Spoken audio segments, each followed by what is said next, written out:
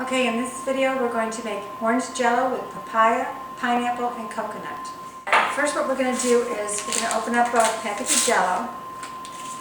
And the only thing different you're going to do is instead of adding 1 cup of boiling water and 1 cup of cold water, you're going to add 2 cups of boiling water.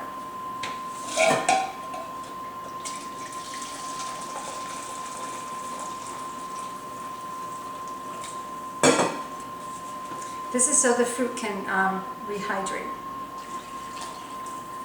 Okay, so I put the 2 cups of boiling water in here. I'm just going to stir it for just a minute. And then I'm going to add my 1/4 cup of papaya and a 1/4 cup of pineapple. Now your papaya and your pineapple has to be steamed prior to dehydrating if you're going to use it in Jell-O. If you don't steam it ahead of time and you put it in there, the Jell-O won't set. And I'm going to add a 1/4 cup of coconut.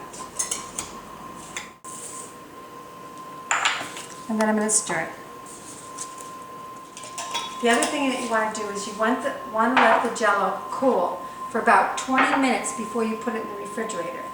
Okay, so I'm going to just set this Jell-O out, I'm going to let it cool, and then I'm going to go ahead and put it in the refrigerator.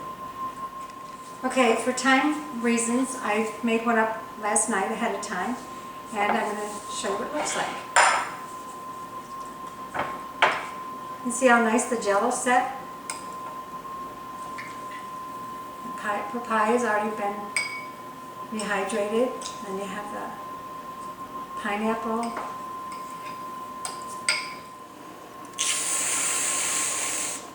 There you have it. Papaya, pineapple, and coconut orange Jell-O. It's absolutely delicious.